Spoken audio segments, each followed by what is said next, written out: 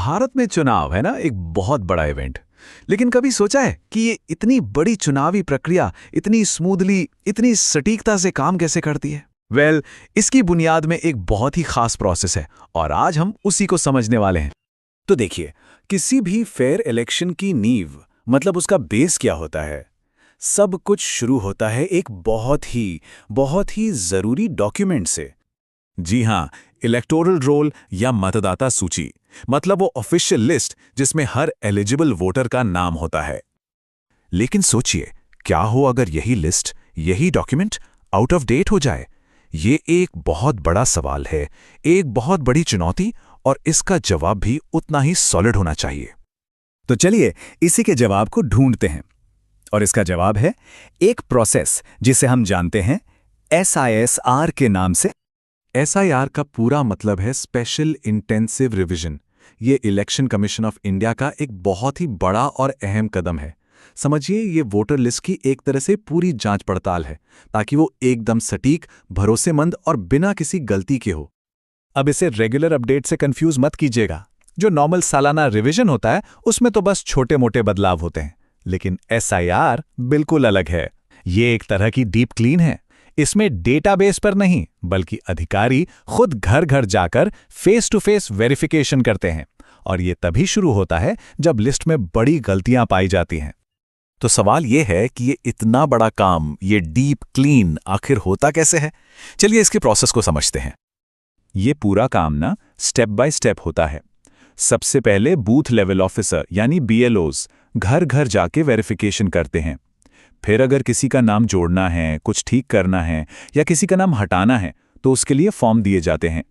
इसके बाद एक ड्राफ्ट लिस्ट जारी होती है। ये पब्लिक के लिए होती है, ताकि लोग उसे देख सकें और अगर कोई दिक्कत है तो अपनी आपत्ति दर्ज करा सकें। और इन सब के बाद फाइनल रिवाइज्ड लिस्ट पब्लिश की जाती है। और एक बात जानना बहुत जरूरी है, ये कोई मामूली पॉलिसी नहीं है। इस पूरे प्रोसेस को कानूनी और संवैधानिक ताकत मिली हुई है representation of the people act 1950 और हमारे संविधान के आर्टिकल 324 के तहत। तो अब ये समझते हैं कि ये प्रोसेस फिलहाल कहाँ चल रहा है और इसका स्केल कितना बड़ा है। तो इसका जो दूसरा फेज है, जो 28 अक्टूबर 2025 से शुरू हुआ, वो एक साथ 12 राज्यों और केंद्र शासित प्रदेशों में चल रहा है। और ये लिस्ट देखिए, इसमें अंडमान और निकोबार से लेकर छत्तीसगढ़, गुजरात, केरल, उत्तर प्रदेश, पश्चिम बंगाल, मतलब देश के लगभग हर कोने को कवर किया गया है। इसका ज्योग्राफिकल स्केल वाकई बहुत बड़ा है। इससे पहले फेज 1 बिहार में पूरा हो चुका है। तो ये एक फेज्ड तरीका है, पूरे देश में धीरे धीरे इसे लागू किया जा रहा है। हाँ, असम का मामला थोड़ा अलग है। वहाँ NRC प्रोसेस की वजह से SIR अलग से शेड्यूल किया जाएगा। ठीक है, प्रोसेस समझ लिया, स्केल भी देख लिया। लेकिन आखिर इतना बड़ा काम किया क्यों जा रहा है? ये इतना जरूरी क्यों है? देखिए, इसके कुछ बहुत ही सीधे और जरूरी लक्ष्य हैं। सबसे पहला, ये पक्का करना कि कोई भी एलिजिबल वोटर छूटे नहीं। दूसरा, जो लोग इनएलिजिबल हैं या जिनके नाम दो बार हैं या कोई गलती है, उसे हटाना। इससे चुनावी प्रक्रिया में पारदर्शिता आती है और लोगों का लोकतंत्र पर भरोसा और भी मजबूत होता है। और हाँ, चुनाव से जुड़े जो विवाद होते हैं वो भी कम हो जाते हैं। तो कुल मिलाके बात यह है कि SIR वो मजबूत प्रोसेस है जो ये गारंटी देता है कि हमारी वोटर लिस्ट एकदम सही हो, एकदम अप टू डेट हो। और यही चीज भारतीय चुनावों की क्रेडिबिलिटी और उसकी समावेशिता की नींव है। तो एक साफ सुथरी वोटर लिस्ट तो बुनियाद है। ये प्रोसेस उस बुनियाद को तो पक्का कर देता है। पर सवाल ये उठता है कि निष्पक्ष चुनावों को सुनिश्चित करने के लिए इसके आगे और क्या करने की जरूरत है। नमस्कार, आज हम बात करने वाले हैं भारत की मतदाता सूची से जुड़े एक बहुत बड़े राजनीतिक विवाद पर। ये विवाद जुड़ा है स्पेशल इंटेंसिव रिवीजन यानी SIR से। तो सवाल ये उठता है कि ये जो वोटर लिस्ट की सफाई हो रही है, क्या ये महज एक रूटीन काम है जैसा कि होना चाहिए, या फिर जैसा कि आरोप लग रहे हैं, ये एक पॉलिटिकल हथियार बन चुका है? आखिर सच क्या है? चलिए इसी को समझने की कोशिश करते हैं। सबसे पहले देखते हैं कि विपक्ष का नजरिया क्या है, क्योंकि उनकी तरफ से इस पूरी प्रक्रिया पर कुछ बहुत ही गंभीर आरोप लगाए गए हैं। और देखिए, विपक्ष इसके लिए काफी सख्त शब्दों का इस्तेमाल कर रहा है। उनका साफ साफ मानना है कि ये कोई सामान्य प्रशासनिक काम नहीं है, बल्कि ये एक सोची समझी साजिश है।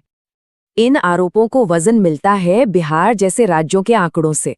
जरा सोचिए, वहां वोटर लिस्ट से लगभग 4 लाख नाम हटा दिए गए हैं। ये कोई छोटा मोटा नंबर नहीं है और यही वजह है कि शक और भी गहराता जा रहा है। तो आलोचकों के मुख्य आरोप क्या हैं?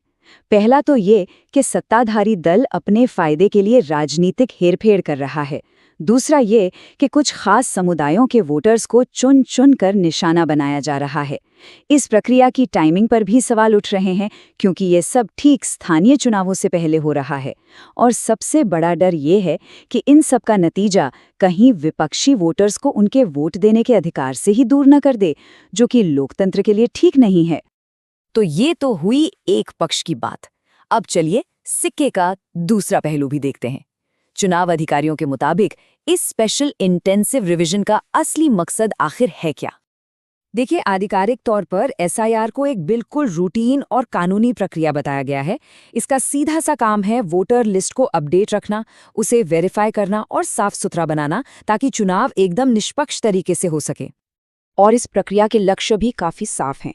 जैसे जो लोग अब वोटर नहीं हो सकते, जैसे जिनकी मृत्यु हो गई हो या जिनके नाम 2 जगह हों, उन्हें हटाना, जो नए वोटर बने हैं उन्हें जोड़ना, और जो लोग एक जगह से दूसरी जगह चले गए हैं उस बदलाव को लिस्ट में दिखाना। इन सब का एक ही बड़ा मकसद है, वोटर लिस्ट को एकदम सटीक बनाकर चुनावों में लोगों का भरोसा बढ़ाना। तो अब हमारे सामने 2 बिल्कुल अलग अलग बातें हैं। एक तरफ है आरोप और दूसरी तरफ है सफाई। आइए इन दोनों को आमने सामने रखकर देखते हैं कि असल में मतभेद है कहाँ। ये तुलना देखिए कितनी दिलचस्प है। जहां विपक्ष कह रहा है कि ये राजनीतिक हेरफेर का एक जरिया है, वहीं चुनाव आयोग का कहना है कि ये तो चुनावी प्रक्रिया की ईमानदारी के लिए जरूरी है। एक पक्ष का मानना है कि इससे लोकतंत्र कमजोर हो रहा है, तो दूसरा पक्ष दावा कर रहा है कि नहीं, इससे तो लोकतंत्र और मजबूत होगा। मतलब एक ही काम, पर उसे देखने के नजरिए बिल्कुल जुदा। तो आखिर में सवाल ये है कि इस पूरी बहस का मतलब क्या है? ये सिर्फ कुछ नामों या आंकड़ों की बात नहीं है, इसका असर कहीं ज्यादा गहरा है किसी भी लोकतंत्र के लिए। असल में ये मामला 2 बहुत जरूरी चीजों के बीच एक टकराव का है। एक तरफ है प्रशासनिक काम में सटीकता की जरूरत, यानी लिस्ट सही हो, और दूसरी तरफ है जनता का उस पूरी चुनावी प्रक्रिया में अटूट विश्वास। और एक अच्छे लोकतंत्र के लिए ये दोनों ही चीजें बेहद जरूरी हैं। और ये पूरी चर्चा हमें एक बहुत बड़े सवाल पर लाकर छोड़ देती है। सवाल ये कि किसी भी लोकतंत्र में एक सटीक वोटर लिस्ट बनाने की जरूरत और उस प्रक्रिया पर लोगों का पूरा भरोसा बनाए रखने की जरूरत के बीच एक सही संतुलन कैसे बनाया जा सकता है, इस पर सोचना हम सबके लिए बहुत जरूरी है।